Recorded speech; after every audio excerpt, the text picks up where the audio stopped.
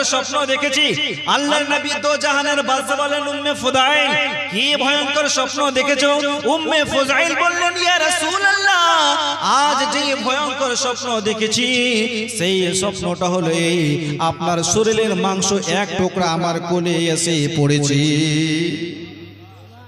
আপনার মাংসের টুকরা আমার কোলে পড়েছে। বিশ্বনবী দো জাহানের বাদশা মুচকি এসে বললেন উম্মে ফুদাইল তুমি ভয়ঙ্কর স্বপ্ন দেখো নাই, খারাপ স্বপ্ন দেখো নাই, অতি শীঘ্রই আমার বেটি ফাতেমার ঘরে একটা ছেলে সন্তান ভূমিষ্ঠ হবে, সুবহানাল্লাহ, বেশক আমার নাতি হবে। আর ইমামে হুসাইন জন্ম নিয়েছিল, জোরে বলুন ইমামে হুসাইন। কয়েকদিনের মধ্যে ইমামে হুসাইন জন্ম নেয়। আল্লাহর নবী দো জাহানের বাদশা যখন জানতে পারলেন আমার প্যারা নাতি ইমামে হুসাইন জন্মগ্রহণ করেছেন, দুনিয়ায় ভূমিষ্ঠ হয়েছে, বিশ্বনবী দো জাহানের বাদশা নাতিকে দেখার জন্য বেটির বাড়িতে গেল। বাবা মুসলমান নবী আমার বললেন বেটিরে, ও বেটি আমার নাতিকে আমার কোলের মধ্যে দাও। আল্লাহর নবী দো জাহানের বাদশা ইমামে হুসাইনকে নিয়ে চুমু খেতে আরম্ভ করলো। মুসলমান বাবাজি ভাই যখন চুম্বন খায় ওই সময় আমার নবী মুস্তাফা ইমামে হুসাইনের গলার মধ্যে চুম্বন খায়। কোথায়? গলায় চুম্বন দেয়। মা ফাতেমা তু জোহরা বললেন আব্বা, ওগো আমার প্রাণের আব্বা জান, আব্বা জান, নাতির চুমু খায় কপালে গালে, আপনি আমার হুসাইনের গলাতে কেন চুম্বন খাচ্ছেন গো আব্বা? নবী আমার কেঁদে কেঁদে বলেছিলেন বেটি ফাতেমা এই গলার মধ্যে আমারই উম্মতিরা একদিন আমার কলিজার প্যারা নাতি ইমামে হুসাইনকে শহীদ করে দিবি, আমারই উম্মতেরা আমার প্যারা নাতি ইমামে হুসাইনকে শহীদ করবে, এই জায়গাতে খঞ্জর চালাবে, তাই আমি নবী মুস্তাফা গলাতে চুম্বন খাচ্ছি, জোরে বলে সুবহানাল্লাহ। মা ফাতেমা তু জোহরা বলেন আব্বা ওই সময় কি আমি থাকবো না? ওই সময় কি আমার স্বামী আলী থাকবে না? ওই সময় কি আপনি থাকবেন না? নবী আমার বললেন বেটি ওই সময় তুমিও থাকবে না, তোমার স্বামী হযরত আলীও থাকবে না, আমি রাসূলুল্লাহ থাকবো না।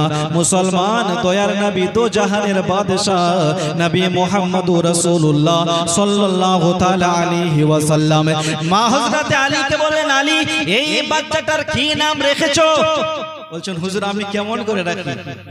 বাচ্চার নাম তো নানাই রাখবে, সুবহানাল্লাহ বলো, বাচ্চার নাম কে রাখবে? নানা। নানাকে ছেড়ে আমি কেমন করে রাখি? আল্লাহ নবী দো জাহানের বাদশা একটু করে চুপ করে থাকলেন। জিবরিল আলাইহিস সালাম হাজির হলো, ইয়া রাসূলুল্লাহ ইয়া হাবিবাল্লাহ হুজুর এই বাচ্চার নামের সঙ্গে আমার আল্লাহ পাক আল্লাহ তাআলা রেখেছেন, নাম রেখেছেন হুসাইন, জোরে বলো সুবহানাল্লাহ। কি নাম রেখেছে? হুসাইন। আল্লাহ পাক আপনাকে মুবারকবাদ দেয় হুজুর, অতি শীঘ্রই আবার আপনারই উম্মত এই বাচ্চাকে এই হুসাইনকে গলায় ছুরি চালিয়ে শহীদ করবে কারবালার মাটিতে।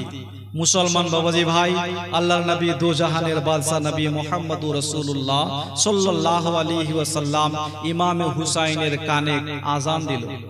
আপনারা আজান দেন? বাচ্চা জন্ম নিলে আজান দেয় কি দেয় না? এই কথা বলেন।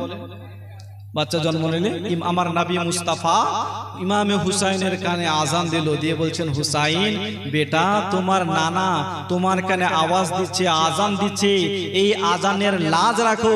ইমামে হুসাইন বললেন নানা জবান যদি আপনার হয় কান হুসাইনের, জুড়ে বলে নানা জবান যদি আপনার হয় কান হুসাইনের।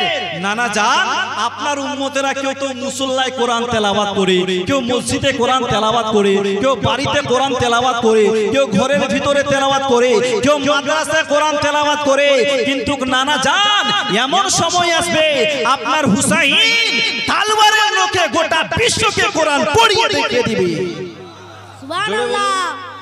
আপনার হুসাইন সময় মতো তালওয়ারের নখের উপরে কোরআন পড়িয়ে গোটা বিশ্বকে দেখিয়ে দিবে।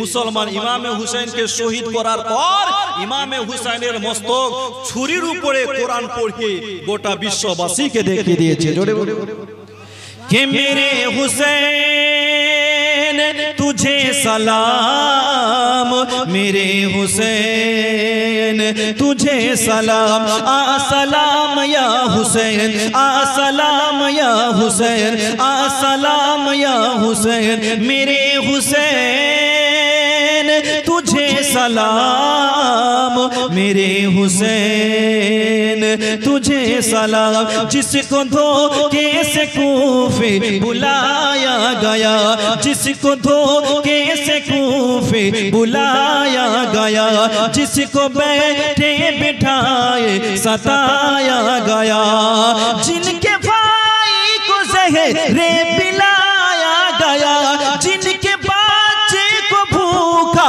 रुलाया गया उस हुसैन इब्न हैदर पे लाखों सलाम मेरे हुसैन तुझे सलाम मेरे हुसैन तुझे सलाम आसलाम या हुसैन जोड़े बोलুন সবাই আমার সাথে একটু সবাই বলুন আসসালাম ইয়া হুসैन আসসালাম ইয়া হুসैन আসসালাম ইয়া হুসैन मेरे हुसैन तुझे सलाम जिसने हक करबला में अदा कर दिया अपने नाना का वादा वफा कर दिया जुड़े बोलो जिसने हक करबला में अदा कर दिया अपने नाना का वादा वफा कर दिया जिसके भाई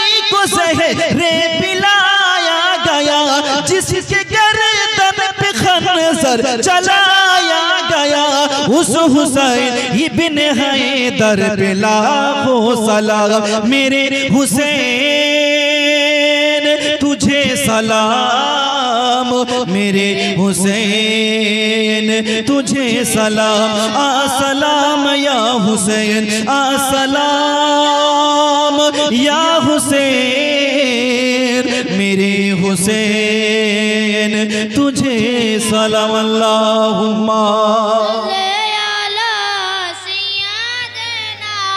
मौलाना मोहम्मद वाला सैयदना मौलाना बाबाजी भाई অল্প সময়ের জন্য এসেছি মুখতাসার কারবালার ঘটনা বিশাল বড় ঘটনা দুদিন চার দিনে শেষ করা যাবে না বিশাল বড় একটা ইতিহাস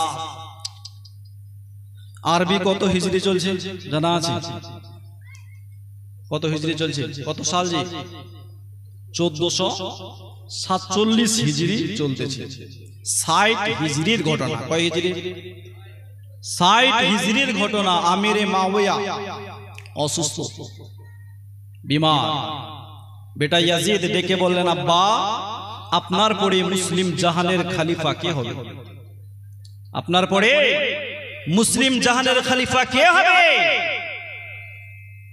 আমিরে মাওয়া ডেকে বললেন বেটা ইয়াজিদ তুমি হচ্ছো আমার যোগ্য ছেলে কারণ ওই সময় ইয়াজিদ নামাজ পড়তো ইয়াজিদের ভিতরে কিঞ্চিত পরিমাণ ভুল ছিল না তাই আমিরে মাওয়া ডেকে বলেছিল বেটা ইয়াজিদ তুমি হচ্ছো আমার যোগ্য ছেলে আমার পর মুসলিম জাহানের খলিফা কিছুদিনের জন্য তুমি হয়ে যাবে তুমি কিছুদিন থাকার পর সমস্ত এই দায়িত্ব নবীর নাতি ইমামে হুসাইনকে সঁপে দিবে সুবহানাল্লাহ তুমি থাকার পর কয়েকদিন থাকার পর সমস্ত দায়িত্ব নবীর নাতিকে সঁপে দিবে বেটা তুমি খেলাফতে থাকাকালীন বিশেষ করে কি কয়েকটা কথার দিকে গুরুত্ব রাখবে নিজে না খেয়ে সর্বপ্রথম নবীর নাতিকে খেতে দিবে নিজে না পড়ে সর্বপ্রথম ইমামে হুসাইনকে পড়াবে বেটা কারণ আমরা হলাম নবীর গোলাম আর ইমামে হুসাইন হচ্ছে নবীর নওয়াসা জোরে বলে সুবহানাল্লাহ এ বেটা ইয়াজিদ তোমার কারণে যদি হুসাইন কোনো কষ্ট পায় তাহলে সেই কষ্টটা আমার রাসূলুল্লাহকে দেওয়া হবে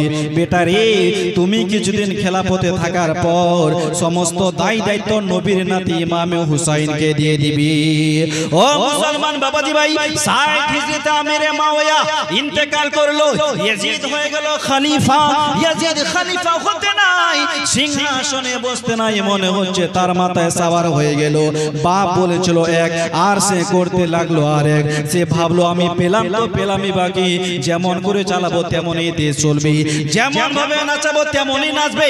তাই ইয়াজিদ নিজের মন মানো রাজ্য চালাতে লাগলো, ইসলামের আইন এবং কানুনকে ভাঙতে আরম্ভ করলো, কোরআনের আইন এবং কানুনকে ভাঙতে আরম্ভ করলো। আগে নামাজ পড়তো, খেলাফত পাওয়ার পর সর্বপ্রথম নামাজ ছেড়ে দিল। নামাজ পড়তেছে, নামাজ ছেড়ে দিল, নামাজ পড়তে আর যায় না। ইয়াজিদ মদ পান করতে আরম্ভ করে দিল, জুয়ার আড্ডা গরম হয়ে গেল, এবং কি নিজের ভাই নিজের বোনকে বিয়ে করতে পারবে এই রকম ফরমান জারি করলো। মুসলমান আবার উপর থেকে সমস্ত এলাকার সমস্ত দেশবাসীকে দাওয়াত দেয়, এই গোটা বিশ্বের মুসলমান তোমরা শুনে নাও, আমি হলাম গোটা মুসলমানদের খলিফা, আমার নামে তোমরা বাইয়াত গ্রহণ করো। যে আমাকে মানবে আমি তাকে সম্মান দিব, যে আমাকে মানবে না তাকে আমি সম্মান দেব না, তাকে ধরো, খুন করো, মারো, তার কোনো বাঁচার উপায় নাই।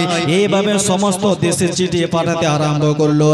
একটা দেশ মক্কা মদিনায়, একটা মদিনায় মুলকে শাম, ইরাক, বুসরা, সমস্ত শহরে একটা একটা করে চিঠি পাঠাতে লাগলো। এই রকম একটা চিঠি মদিনাতুল মুনাওয়ারায় চলে গেল। কোথায়? মদিনাতুল মুনাওয়ারায়। ওই সময় মদিনার যে গভর্নর ছিল তার নাম হচ্ছে ওয়ালিদ।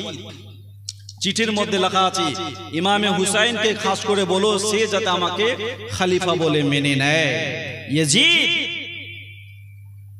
চিঠি পাঠিয়ে দিয়েছে মদিনাতুল মুনাওয়ারায়। ওয়ালিদ দেখে মাথা খারাপ, আমিরে মুআবিয়া নাই, তার ছেলে ইয়াজিদ খলিফা, ইমামে হুসাইনকে খলিফা বলে মানতে হবে। ওয়ালিদ ইমামে হুসাইনকে ডেকে পাঠালো। ইমামে হুসাইন আসলো, আসার পর বলছেন, ওয়ালিদ ভাই কেন ডেকেছো, বলো কি বলতে চাও? বলছেন, হুজুর আমিরে মুআবিয়া ইন্তেকাল করেছে, তার ছেলে বর্তমানে ইয়াজিদ হচ্ছে খলিফা, আপনার নামে চিঠি পাঠিয়েছে, আপনাকে তাকে খলিফা বলে মানতে হবে। ইমামে হুসাইন বলেছিল, ওয়ালিদ রে একটুখানি আমাকে সময় দে, আমি একটু ব্যাপারটা যাচাই করে দেখি ইয়াজিদ সম্পর্কে। ইমামে হুসাইন যাচাই করে দেখলেন যে ইয়াজিদ মদ পান করে, জেনা করে, নর্তকী নাচায়, কোরআনের আইনকে ভেঙেছে, হাদিসের আইন কানুনকে ভেঙে দিয়েছে। বাড়িতে যাওয়ার পর টেনশন মাথায় হাত রেখে ভাবছি। ইমামে হুসাইনের বোন জাইনাব এসে বললেন, ভাই কি চিন্তা করো, কি টেনশন করো? বলছেন, ভাই বোন পরিস্থিতি খারাপ, বর্তমানে ইয়াজিদ বিন মুআবিয়া হচ্ছে খলিফা, আমার নামে চিঠি পাঠিয়েছে, আমাকে তাকে খলিফা বলে মানতে হবে। বোনেরে জাইনাব, আমি ইয়াজিদ নিয়ে খবর নিলাম, ইয়াজিদ মদ পান করে, জুয়া খেলে, জেনার আড্ডায় যায়, নামাজ পড়ে না, এইরকম লোকটাকে আমি হুসাইন কোনদিন খলিফা বলে মানতে পারি না। তাই ইমামে হুসাইন ডেকে বললেন, বোন জাইনাব আর বুঝি আমাদেরকে মদিনায় থাকা উচিত হবে না, আমরা সবাই মদিনা ছেড়ে মক্কাতুল মুকাররমায় চলে যাব। মুসলমান বাবাজি ভাই, ইমামে হুসাইন বললেন, বোন জাইনাব এই রকম লোকটাকে যদি আমি খলিফা বলে না মানি, আমি যদি ডাইরেক্ট বলি ইয়াজিদকে আমি খলিফা বলে মানি না, ইয়াজিদের কিছু লোক মদিনাতুল মুনাওয়ারায় আছে, তারা তলোয়ার নিয়ে দাঁড়াবে, আর যখন তলোয়ার নিয়ে তারা আমাকে মারতে আসবে, আমারও কিছু ভক্ত আছে, আমারও কিছু মাননেওয়ালা আছে, তারা চুপচাপ বসে থাকবে না রে বহিন, আমার মাননেওয়ালারও তখন তলোয়ার নিয়ে দাঁড়াবে, তাতে কি হবে? আমার এই সোনার মদিনায় রক্তে লালে লাল হয়ে যাবে। তাই বোন আমি সিদ্ধান্ত নিয়েছি, আর আমরা মদিনাতুল মুনাওয়ারায় থাকবো না, আমরা আমাদের নানার পুরাতন জায়গা মক্কাতুল মুকাররমায় চলে যাব। হযরতে জাইনাব বলেছিলাম, ভাই কখন যেতে হবে বলো? বলছে, কালকে সকালবেলায় বেরিয়ে যাব। দেরি করলে আমার ইয়াজিদ কি ফরমান জারি করে, তাই দেরি না করে কাল সকালবেলায় আমরা সবাই বেরিয়ে যাব। আমাদের সম্পর্কে যত রিলেটিভ আছে, ভাই বোন ভাগনা, সবাইকে বলবা যাতে সামানগুলো রেডি করে নেয়। ও মুসলমান বাবাজি ভাই, সমস্ত সামান রেডি করা হলো।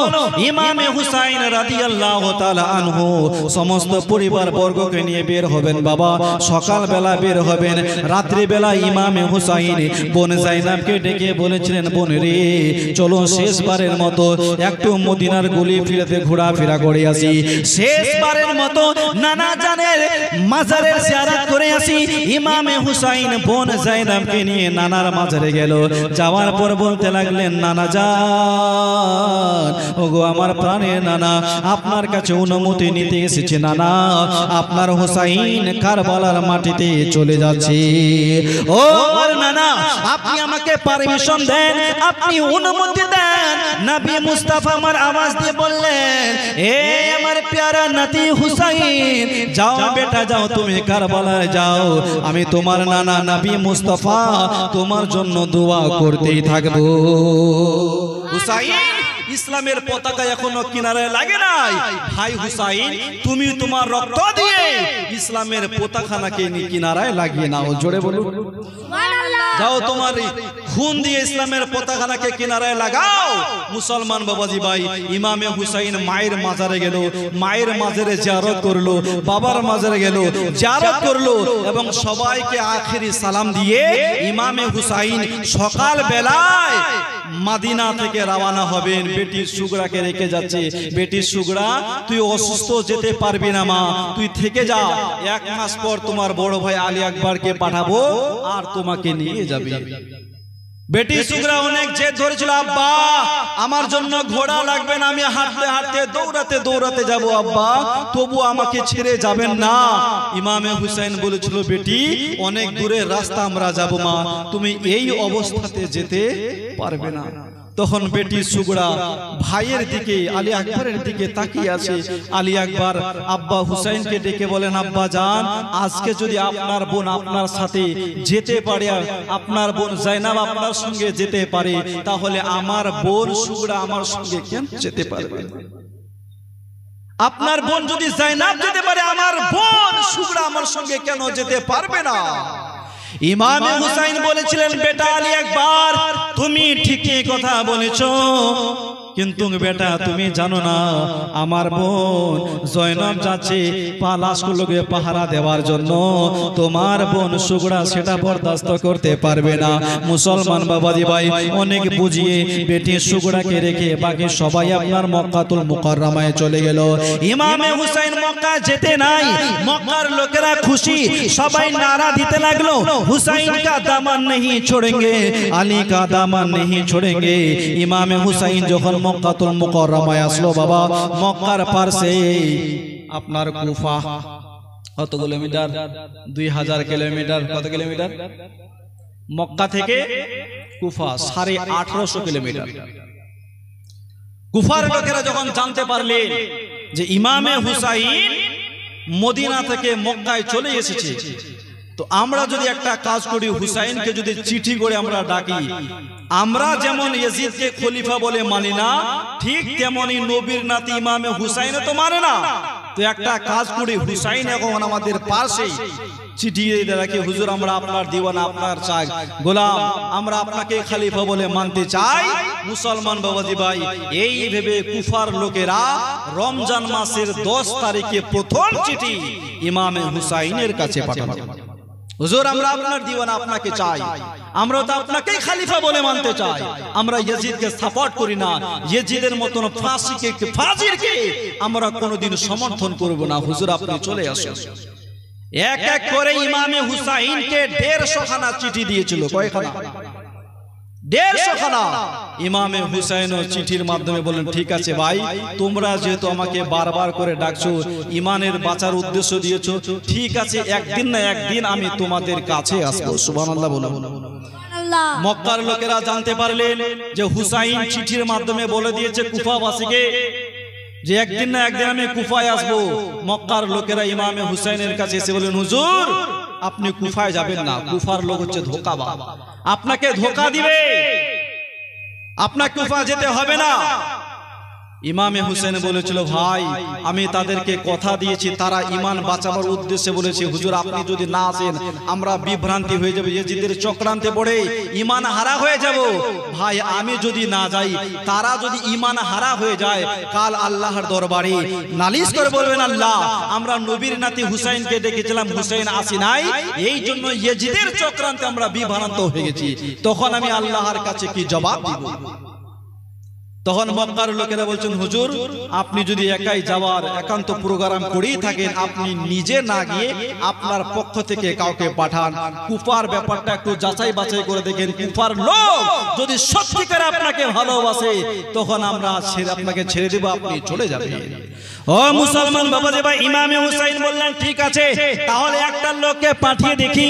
ইমামে হুসাইন তার চাচাতো ভাই মুসলিম বিন আকিলকে ডেকে বলেছিল, হে ভাই মুসলিম, কুফার লোক আমাকে দাওয়াত করেছে, আমার পক্ষে আমি তোমাকে পাঠাতে চাই, তুমি কি বলো? ইমামে মুসলিম শোনার পর বলেছিল, হে আমার ভাই হুসাইন, আমি কি তোমার কথা কাটতে পারি, বলো কখন যেতে হবে? ইমামে হুসাইন বললেন, কাল সকাল বেলায় তুমি রওনা হয়ে যাবে। ও মুসলমান বাবাজি ভাই, ইমামে মুসলিম রাদিয়াল্লাহু তাআলা আনহু সকাল বেলায় বের হবেন। বাবা, ইমামে মুসলিমের দুই সন্তান ছিল, মুহাম্মদ এবং ইব্রাহিম, বয়স মাত্র 8 বছর এবং 10 বছর। রাত্রে বেলায় শুনেছে বাবার মুখে আব্বা কুফায় চলে যাবে, তাই সকাল বেলায় ওই দুই বাচ্চা ছেলে নতুন পোশাক পরে সেজে গুজে দাঁড়িয়ে আছে। ইমামে মুসলিম ঘোড়া হাঁকাতে যাবেন। বাবা, ওই বাচ্চা দুটো হাঁটতে হাঁটতে করে ইমামে মুসলিমের পা দুখানা ধরে নিয়েছে। আব্বা, আব্বা, আপনি ঘোড়া নিয়ে কই যাচ্ছেন আব্বা? ইমামে মুসলিম বললেন, বেটা, এই আমার সন্তানেরা, মোহাম্মদ ইব্রাহিম তোমার চাচার হুকুমে আমি যাচ্ছি কুফা শহরে। মুসলমান বাবাজি ভাই, বাচ্চা দুটো বললেন, আব্বা আপনি যাবেন, আমাদেরকে নিয়ে যাবেন না। এ আমার আব্বা, আপনাকে ছেড়ে আমরা থাকতে পারবো না। আপনি তো ভালো করে জানেন, ঘুমাতে গেলে আপনাকে জড়িয়ে ধরে ঘুমাই, বাজারে গেলে আপনার হাত ধরে বাজারে যাই। ওগো আমার আব্বা জান, ছোট্টবেলায় আমাদের মা গিয়েছে মারা, একমাত্র তুমি হচ্ছো সাহারা, তোমাকে না পেলে আমরা থাকতে পারবো না। আব্বা জান তুমি যাবে, আমাদেরকে কে নিয়ে যাবে না? ইমামে মুসলিম বলছেন, বেটা আমার সঙ্গে খানা হবে না, পানি হবে না, অনেক দূরে রাস্তা অতিক্রম করে যেতে যাব। বাবা তোমরা থাকো চাচার সঙ্গে, ইমামে হুসাইনের সঙ্গে আমি খবর দিব, তোমরা চাচার সঙ্গে তোমরাও কুফায় চলে আসবে। বাচ্চা দুটো জেদ করে বলছে, আব্বা তোমাকে না পেলে আমরা থাকতে পারবো না, আব্বা জান আমাদেরকে নিয়ে চলুন। বাচ্চাদের সঙ্গে কথা চলছিল, আলোচনা চলছিল। ইমামে হুসাইন শুনতে পেয়ে বেরিয়ে আসলো, মুসলিম কি হয়েছে ভাই? ইমামে মুসলিম বললেন, ভাই হুসাইন, এই যে আমার বাচ্চা দুটো যে ধরেছে তারাও যেতে চায়। ইমামে হুসাইন বলেছিল, ভাই মুসলিম রে, বাচ্চা দুটোকে রেখে যাস না ভাই, রেখে যাস না। আমি, হে আমার ভাই মুসলিম, বাচ্চা দুটোকে তুমি সঙ্গে নিয়ে যাও। হে ভাই মুসলিম, যেই দিন থেকে আমার বেটি শুকরাকে রোগগ্রস্ত রেখে আমি এসেছি মক্কা শহরে, সেই দিন থেকে আমি রাত্রে ঘুমাতে পারি না, সব সময় বেটির কথা মনে পড়ে।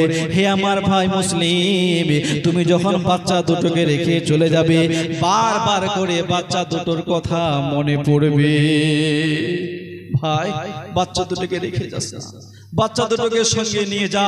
মুসলমান বাবাজি ভাই, ইমামে মুসলিম রাদিয়াল্লাহু তাআলা আনহু বাচ্চা দুটোকে সঙ্গে নিয়ে চললেন কুফার দিকে, ঘোড়া নিয়ে চললেন, ছুটছেন। মুসলমান ওই সময় তো বড় বড় রাস্তা ছিল না, জঙ্গল ঝাড় ভাঙ্গা রাস্তা।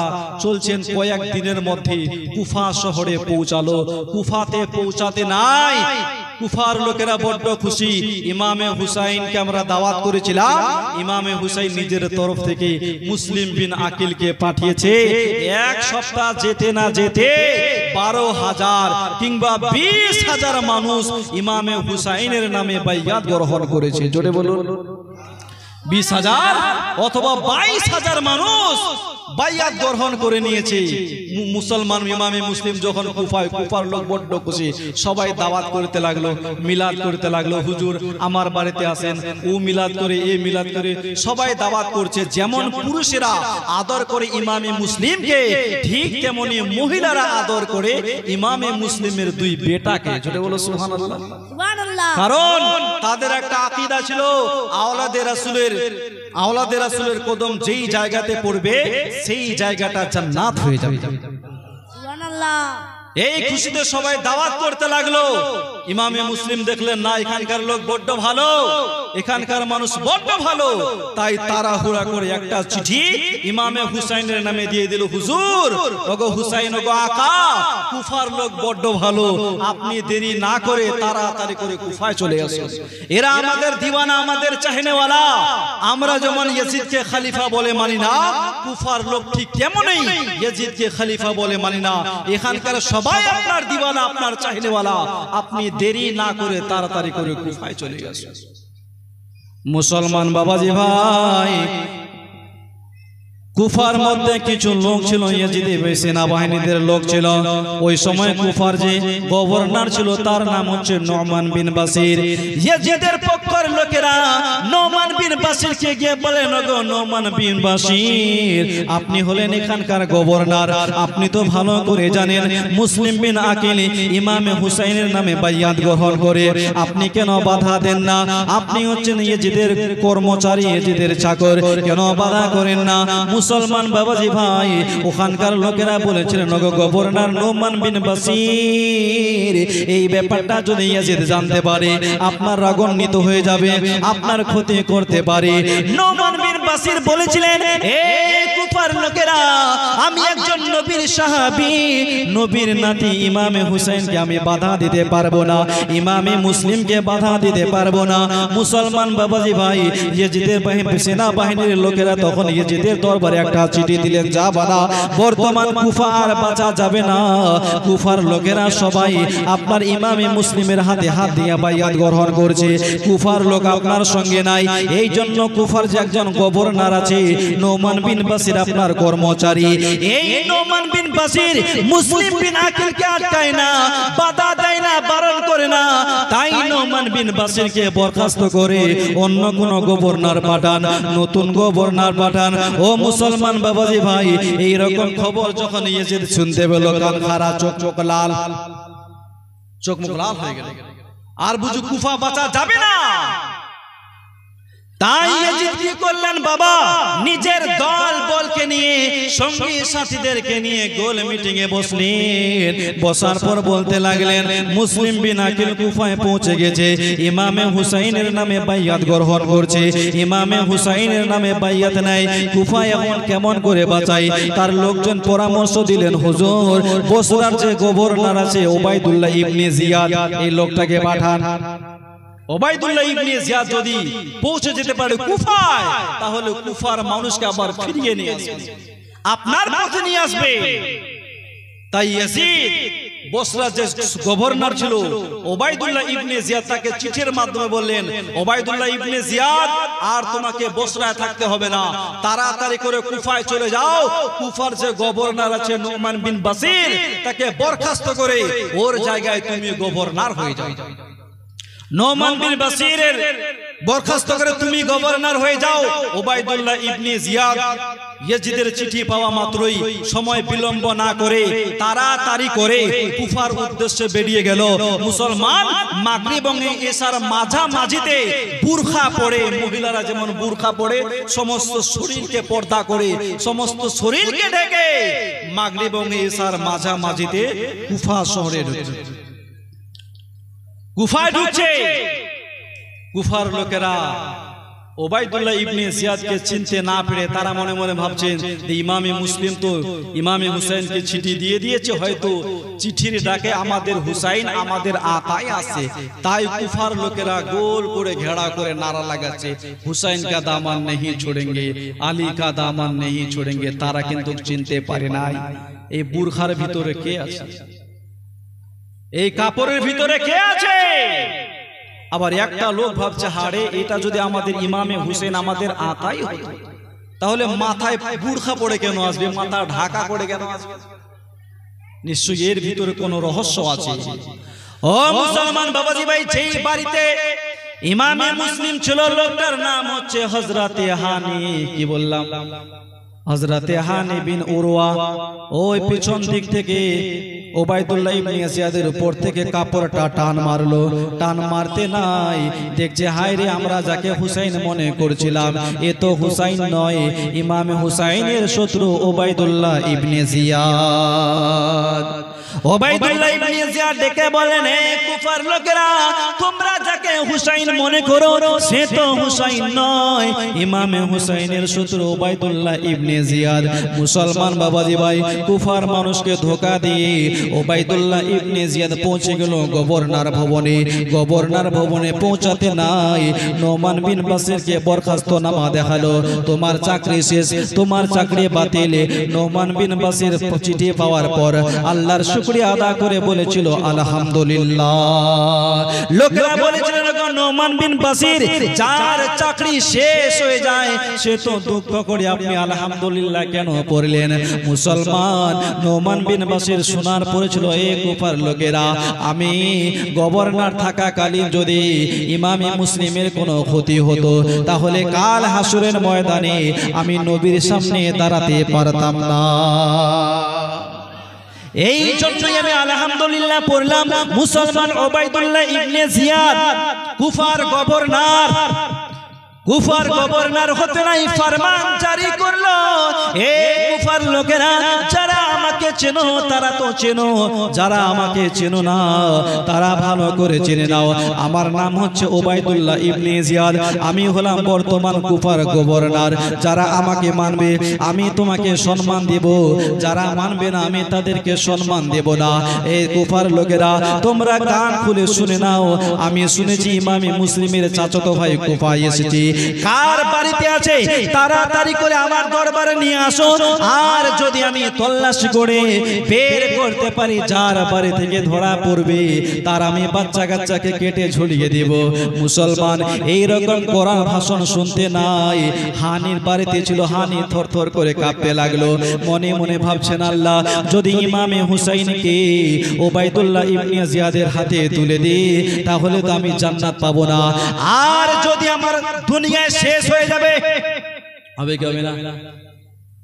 এইরকম একজন কাফিরের হাতে কেমন করে তুলে দিই? দুনিয়া যাচ্ছে যা, কিন্তু ঈমান আমি নষ্ট হতে দেব না, যদি জীবন দিতে হয় তবু আমি তাহার হাতে তুলে দিব না। বড় টেনশন কুফার লোক, যারা বলছিল হুজুর আমরা আপনার জন্য জীবন দিব, প্রাণ দিব, এইরকম ভাষণ শুনে সবাই থরথর করে কাঁপতে লাগলো।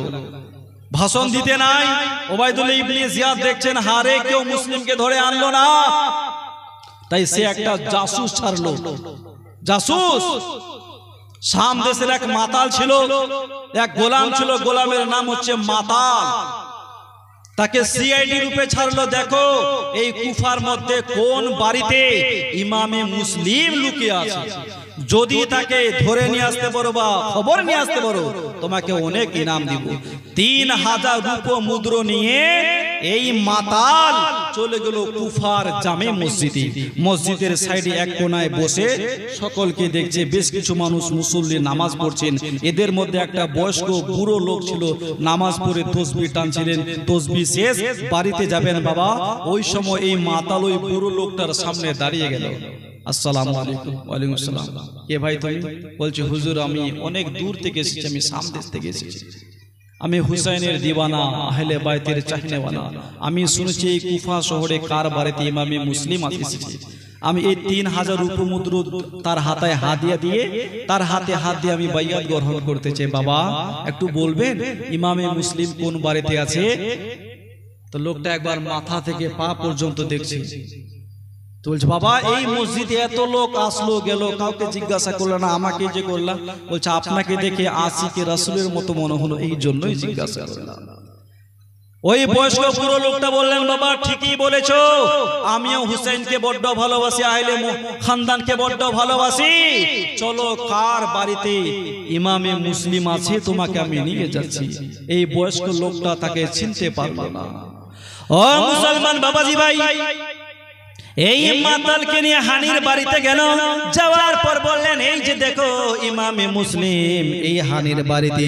মুসলমান মাতাল প্রথমে গিয়ে 3000 রূপো মুদ্রা বকশিশ দিয়ে হাতে হাত দিয়ে বাইয়াত গ্রহণ করে এই মাতাল সকাল থেকে সন্ধ্যা পর্যন্ত এত খিদমতে লেগে গেল।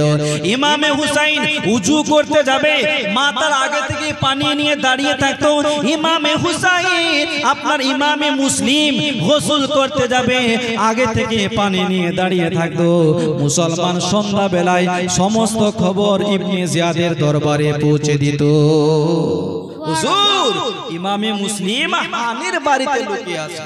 আচ্ছা, আমি যে সে এলান করলাম, হানি নিজে সিলিন্ডার করলো না, পৌঁছে দিল না, যাও হানিকে খবর দাও, হানিকে আমার দরবারে আসতে বলো। হযরতে হানিকে ডাকা হলো, হানি, আমি কুফায় এসে এলান করেছিলাম যার বাড়ি থেকে ইমামে মুসলিম ধরা পড়বে তার বাচ্চাকে কেটে নদীতে ভাসাবো। আমি এলান করেছি, শুনো নাই? কেন মুসলিমকে আশ্রয় দিয়েছো? হানি শোনার পর বললেন, জাহাবানা, আমার বাড়িতে ইমামে মুসলিম আছে, তোমাকে কে বললো? নাই। তো বলছেন, জাহাবানা, না, আমার বাড়িতে ইমামে মুসলিম নাই। ওই যে মাতাল ছিল, মাতালকে ভিতর থেকে ডেকে বললেন, মাতাল কোথায়? ওই সিআইডি মাতাল বেরিয়ে আসলো। হানি, লোকটাকে চেনো? হানি লোকটাকে দেখতে নাই, হায় রে, এ তো সব থেকে বড় ভক্ত ছিল, কিন্তু এত গাদ্দার। ও মুসলমান বাবাজি, তখন হানি বললেন, জাহাবানা, আমি ইমামে মুসলিমকে দাওয়াত দিই নাই। ইমামে মুসলিম মেহমান, মদিনার মুসাফির, কুফায় এসেছে মেহমান মনে করে আমি তাকে আশ্রয় দিয়েছি। এখন আপনি যদি বলেন তাহলে ইমামে মুসলিমকে বলবো আমার বাড়ি ঘরে ছেড়ে দিবে। ওবাইদুল্লাহ ইবনে জিয়াদ বললেন, এইভাবে ছাড়া হবে না, যতক্ষণ পর্যন্ত ইমামে মুসলিমকে আমার হাওয়ালায় না করেছো তোমাকে ছাড়া হবে না। ওবাইদুল্লাহ ইবনে জিয়াদের ভাষণ শুনে হযরতে হানি বললেন, হে উবাইদুল্লাহ ইবনে জিয়াদ, তুমি কখনোই ভেবো না ইমামে মুসলিমকে আমি তোমার হাওয়ালায় করব, কখনো তোমার হাতে আমি তুলে দেব না। জীবন দিতে রাজি আছি, কিন্তু ইমামে মুসলিমকে কখনোই তোমার হাওয়ালায় করব না। जोड़े बोलो कि मुझे कूफा वालो मुसाफिर न समझो, मैं आया नहीं हूँ, बुलाया गया हूँ। जोड़े बोलो मुझे कूफा वालो मुसाफिर न समझो, मैं आया नहीं हूँ, बुलाया गया मेहमान बना कर सताया गया हूँ, मैं रोया नहीं हूँ, रुलाया गया हूँ। जुड़े बोलो सुभान अल्लाह। हे कुफार लोकेरा, আমি তো তোমাদের মেহমান, আমি তোমাদের মেহমান। হানি বলছেন, কখনোই তোমাকে আমি ইমামে মুসলিমকে তোমার হাতে সঁপে দিব না। মুসলমান বাবাজি ভাই, তখন ওবাইদুল্লাহ ইবনে জিয়াদ বলেন, হানি তুমিও তৈরি হয়ে যাও। ওবাইদুল্লাহ ইবনে জিয়াদ একটা লাঠি নিয়ে হযরতে হানিকে আঘাত করেছিল। হযরতে হানির ঠোঁট ফেড়ে ফিনকির মতন রক্ত ঝরছে। হানির পাশে একটা লোক দাঁড়িয়ে ছিল, তার তলোয়ারটা বের করে ওবাইদুল্লাহ ইবনে জিয়াদকে চালাতে যাবেন, ওই লোকটা তলোয়ারটা কেড়ে নিল। তখন ওবাইদুল্লাহ ইবনে জিয়াদ বললেন, হানি আমার জন্য খুন তুমি হালাল করে দিলি, আমার হাত থেকে তোমাকে কেউ বাঁচাতে পারবে না। ওবাইদুল্লাহ ইবনে জিয়াদ তখন বলেন, হানিকে তোমরা জেলখানায় বন্দী করে দাও। হযরতে হানিকে জেলখানায় বন্ধ করা হলো। ওইদিকে একটা গুজব ছড়িয়ে গেল যে ওবাইদুল্লাহ ইবনে জিয়াদ হযরতে হানিকে শহীদ করে দিয়েছে। ও মুসলমান বাবাজি ভাই, হানির যে পরিবারের লোকজন ছিল, হানি গোত্রের লোকজন ছিল, তারা যখন জানতে পারলেন আমাদের সর্দার হানিকে ওবাইদুল্লাহ ইবনে জিয়াদ শহীদ করে দিয়েছে, তারা বলতে লাগলেন, আমরা ওবাইদুল্লাহ ইবনে জিয়াদকে ছাড়বো না। এবং ইমামে মুসলিমও জানতে পারলেন আমি যেই বাড়িতে আছি আমার মালিক হযরতে হানিকে লোকেরা শহীদ করে দিয়েছে, ওবাইদুল্লাহ ইবনে জিয়াদ শহীদ করে দিয়েছে। তাই ইমামে মুসলিম ঘর থেকে বের হয়ে সমস্ত কুফাবাসীকে ডেকে বললেন, এ কুফার লোকেরা, তোমরা কে কোথায় আসো? আমি এই মাত্র খবর শুনতে পেলাম তোমাদের সর্দার হানিকে নাকি ওবাইদুল্লাহ ইবনে জিয়াদ শহীদ করে দিয়েছে। তাই তাড়াতাড়ি করে বের হও, আমরা বদলা নিব, আমরা ওবাইদুল্লাহ ইবনে জিয়াদকে ছাড়বো না। ইমামে মুসলিমের ডাকে হাজার হাজার লোক তীর আর বল্লম নিয়ে বেরিয়ে আসলো। কয়েক মিনিটের মধ্যেই গোটা গভর্নর ভবনকে ঘেরাও করে নিয়েছে। জোরে বলে সবাই বলছে আমরা হানিকে বিচার চাই, কেন আমাদের হানিকে শহীদ করা হলো? তখন ওবাইদুল্লাহ ইবনে জিয়াদ কুফার বেশ কিছু নেতা ফেতাকে ডেকে বললেন, দেখো হানিকে আমরা শহীদ করে নাই, হানি বেঁচে আছে, জিন্দা আছে। তখন উবাইদুল্লাহ ইবনে জিয়াদ কুফার নেতা ফেতাকে প্রেসার দিয়ে বললেন, তোমরা দেশবাসীকে বলো সবাই যাতে ইমামে মুসলিমকে ছেড়ে ছেড়ে পালিয়ে যায়, সবাই যাতে ছেড়ে যায়। যদি ইমামে মুসলিমের সাথ দেয়, আমি উবাইদুল্লাহ ইবনে জিয়াদ তাদের বাচ্চাকে কেটে কেটে নদীতে ভাসাবো। ও মুসলমান বাবাজি ভাই, হানি গোত্রের লোকেরা যখন জানতে পারলেন না আমাদের হানি জিন্দা এখনো বেঁচে আছে, আমাদের হানি মারা যায় নাই, শহীদ হয়ে যায় নাই, মুসলমান উবাইদুল্লাহ ইবনে জিয়াদের এই রকম ভাষণ শুনে কয়েক হাজার মানুষ ইমামে মুসলিমের পেছনে বেরিয়ে ছিল। বাবা, একটা ধমকে সমস্ত লোক নিজ নিজ বাড়িতে চলে গেল। ও মুসলমান বাবাজি ভাই, সন্ধ্যা হয়ে গেল। ইমামে মুসলিম রাদিয়াল্লাহু তাআলা আনহু এশার নামাজ পড়তে গেলেন। মুসলমান ইমামে মুসলিম কুফার জামে মসজিদে ইমামের জায়গা দাঁড়িয়েছে, সালাম ফিরিয়ে দেখছে পেছনে 500 জন মুক্তাদি ছিল। যখন সালাম ফিরিয়ে পেছনে তাকায়, সবাই ইমামে মুসলিমকে ছেড়ে ছেড়ে নিজের বাসায় চলে গিয়েছে। সুবহানাল্লাহ। ইমামে মুসলিম কুফা শহরে নিজের দুই ছোট ছোট বাচ্চাকে নিয়ে ঘোরাফেরা করছেন। বাবা রাব্বুল আলামিন কালকে যারা বলছিল হুজুর আমার বাড়িতে আসেন বরকত হবে, আমার বাড়িটা জান্নাত হয়ে যাবে, আজকে তারা এই জন্য দরওয়াজা বন্ধ করে আছে। ইমামে মুসলিমকে ঘরে ঢুকতে দিলে উবাইদুল্লাহ ইবনে জামাল বউ বাচ্চাকে ছাড়বে না। এই কারণে সমস্ত কুফার লোকেরা নিজের ঘরকে বন্ধ করে রেখেছেন। বাবা ও মুসলমান, মদিনার মুসাফির হযরত মুসলিম বিন আকিল 8 বছর এবং 10 বছরের বাচ্চাকে জড়িয়ে ধরে অঝর নয়নে কান্না করছে। আল্লাহ কি হলো? আমি আমার ভাই হুসাইনকে চিঠি দিয়ে দিয়েছি হুজুর, এখানকার লোক বড্ড ভালো, যদি আমার ভাই হুসাইন চলে আসে জানি না কুফার লোকেরা আমার ভাইয়ের সঙ্গে কি আচরণ করবে। বাচ্চা দুটোকে জড়িয়ে ধরে অঝর নয়নে কান্নাকাটি করে কুফার বাজারে চলাফেরা করতে করতে দেখতে পায় একটা বয়স্ক বুড়া লোক দরওয়াজা খুলে বাইরে বের হয়ে আসলো। ইমামে মুসলিম বললেন, বাবা আজকে রাত্রির জন্য একটু আপনার বাচ্চা দুটোকে আশ্রয় দিবেন, সকাল বেলায় আবার এখান থেকে রওনা হয়ে যাব। ওই বয়স্ক বুড়া লোকটার নাম হচ্ছে কাজী শরীফ। কি নাম? কাজী শরীফ। বাবা আজকে রাতটা খালি থাকতে দিন, এমন একটা জায়গা নেই যে রাতটা কাটাবো, ছোট ছোট বাচ্চাদেরকে নিয়ে আমি কোথায় যাব, রাত্রি বেলায় কোথায় যাব? ওই বয়স্ক লোকটা বললেন, বাবা কে তুমি? বললেন, বাবা আমি কুফার মানুষ নয়, আমি হলাম মদিনার মুসাফির, আমি হলাম ইমামে হুসাইনের চাচাতো ভাই, আমার নাম হলো মুসলিম বিন আকিল, মুসলমান, আমার নবীর খানদান, আমার নবীর বংশধর। বয়স্ক বুড়ো লোকটা শোনার পর বললেন, বেটা রে, ও বেটা মুসলিম আমার বাড়িতে আয়, বাবা আমার বাড়িতে আয়। বাচ্চা দুটোকে নিয়ে কাজী শরীফের বাড়িতে ঢুকলো। এইদিকে কুফার মধ্যে এলান হচ্ছে যে ইমামে মুসলিমকে আশ্রয় দিবে, তার বউ বাচ্চাকে কেটে আমি নদীতে ভাসিয়ে দেব। তাই ইমামে মুসলিম কাজী শরীফকে বললেন, বাবা আমি তোমার বাড়িতে থাকবো না। ইমামে মুসলিম মনে মনে ভাবছে আমার কারণে এই বুড়া লোকটা কষ্ট কেউ নেই বাবাবে, এই জন্য বাচ্চা দুটোকে রেখে ইমামে মুসলিম রাদিয়াল্লাহু তাআলা আনহু বেরিয়ে গেলেন। বাবা কুফা শহরের মধ্যে তলোয়ার নিয়ে ঘোরাফেরা করছেন। মুসলমান কুফার শেষ প্রান্তে একটা বয়স্ক বুড়ি মেয়ের দরওয়াজা খোলা ছিল, বাকি যত দরওয়াজা ছিল সমস্ত দরওয়াজা বন্ধ। ইমামে মুসলিম রাদিয়াল্লাহু তাআলা আনহুর পিপাসায় যেন কলিজাটা শুকিয়ে গেছে। ওই বুড়ি মেয়ের বাড়ির সামনে বসলো। বুড়ি মেয়েটা চেরাগের ছোটাতে দেখতে পেলেন বাইরে কে যেন আমার দরওয়াজায় বসে আছে। ওই বুড়ি মেয়েটা এক পা দু পা করে বাইরে বের হয়ে আসলো। ইমামে মুসলিমকে জিজ্ঞাসা করলেন, বাবা এত রাত হয়ে গেছে, কেন এই জায়গাতে বসে আছো রে বাবা, বাড়ি যাও। ইমামে মুসলিম বলেছিলেন, মা এই কুফা শহরে আমার বাড়ি ঘর নাই মা, আমি কুফা শহরের নয়, আমি তো ইমামে হুসাইনের চাচাতো ভাই, আমার নাম মুসলিম বিন আকিল। মা রাত কাটাবো এরকম একটা জায়গা খুঁজছি, মা জায়গা খুঁজে পাই।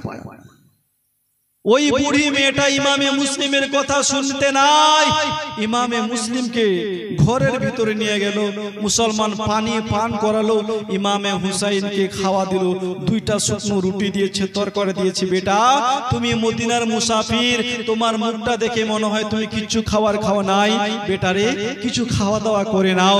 মুসলমান ইমামে হুসাইন ইমামে মুসলিমের সামনে খাবার রেখেছে, ইমামে মুসলিমকে থেকে বললেন, মা আমি তোমার খাবার খেতে পারবো না মা, আমার সঙ্গে দুটা আমার মানিক এসেছে, আমার সঙ্গে আমার দুটা সন্তান এসেছে, কাজী সাহেবের বাড়িতে আছে, মাগো আমি বাচ্চা দুটোকে ছেড়ে কোনোদিন খাবার খাই না, জানি না আমার বাচ্চা দুটো খাবার খেয়েছে কি খাই নাই। হে আমার মা তুমি এই খাবারটা নিয়ে যাও মা, তোমার খাবার আমি খেতে পারবো না। ওই বুড়ি মেয়েটা বললেন, বাবা তুমি এই রুটি দুটো খেয়ে নাও।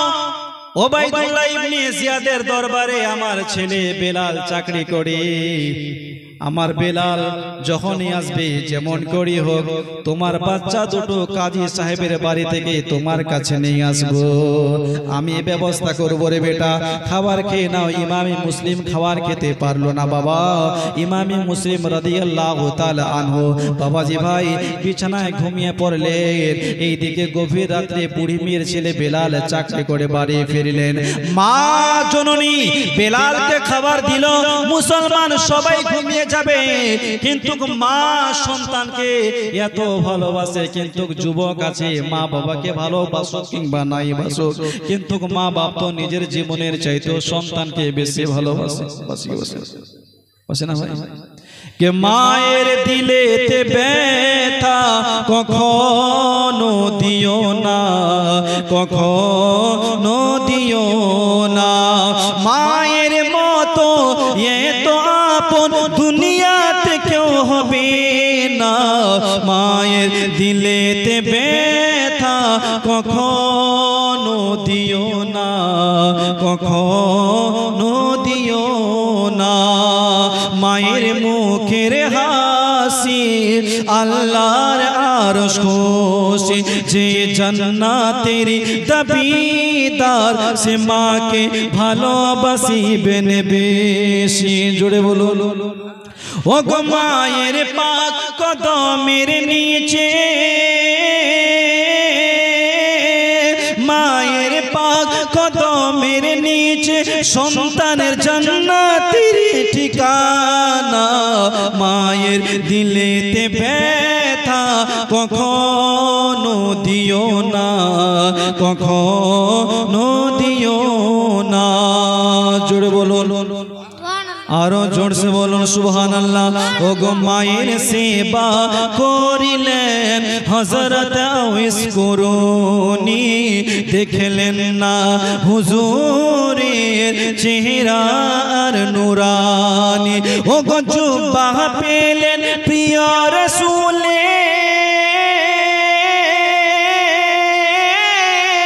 জুব্বা পেলেন প্রিয় রাসূলের, মায়ের দুয়ায় শুনওয়ানা, মায়ের দিলেতে ব্যথা কখনো দিও না, কখনো দিও না।